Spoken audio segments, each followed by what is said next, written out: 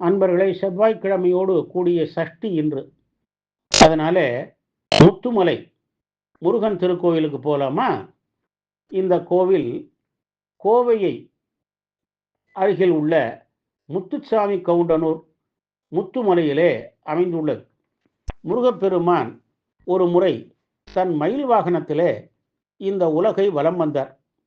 அப்போது அவர் கிரீடத்திலிருந்து முத்து ஒன்று உதிர்ந்தது. அது கீழே விழுந்தது. அதனை எடுக்க கீழே இறங்கிய முருகன் இந்த மலையில் கால் பதித்தமையினால் இது முத்துமலை என பெற்றது.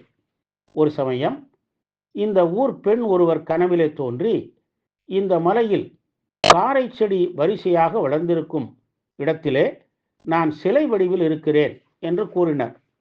இதே போன்று 3 கார்த்திகை நாளிலும் பரணி நாளிலும் முருகன் கூறிட அந்த பெண்ணே நேரடியாக மலைக்கு வந்து காரை செடிகள் இருப்பதைக் கண்டு பரவசமடைந்து அங்கு முருகன் சக்திவேல் நடப்பட்டு கிருத்திகை மற்றும் விசேஷ நாட்களில் பூஜை செய்தார். அதன் பின் குழு அமைத்து முன் மண்டபம் கருவறை அமைத்து முருகன் விக்கிரகம் ஆகியவை பிரதிஷ்டை செய்தார். அறுபடை வீடுகளில் 5 குன்றில் இருக்கும் முருகப்பெருமான் பல மலைகளையும் தனதாக்கி கொண்டு நமக்கு அருள் புரிகிறார். கேரள எல்லையில் முத்து கவுண்டனூர் முத்துமலையிலும் முருகன் குடிகொண்டு நமக்கு அருள் பாலிக்கிறார். தைப்பூச நாளில் வேலுடன் நிற்கும் இந்த முருகனை தரிசித்தால் நமது வினை பயன்கள் அகன்று வளம் பெருகி வாழ்வு சிறந்திடும்.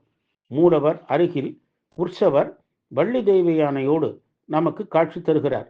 வெள்ளியங்கிரி ஆண்டவர் மாணிக்க விநாயகர் நாகர் சன்னதிகளும் இங்கு உள்ளன.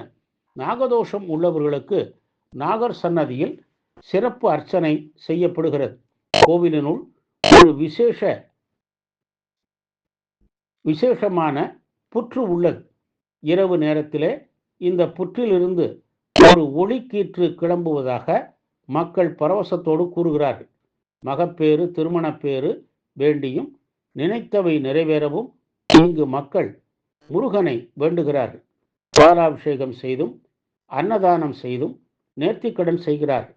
மாதந்தோறும் கார்த்திகை நாள், தைப்பூசம், பங்குனி உத்திரம், திங்கள், வெள்ளிக்கிழமைகள் இங்கே விழா நாட்கள்.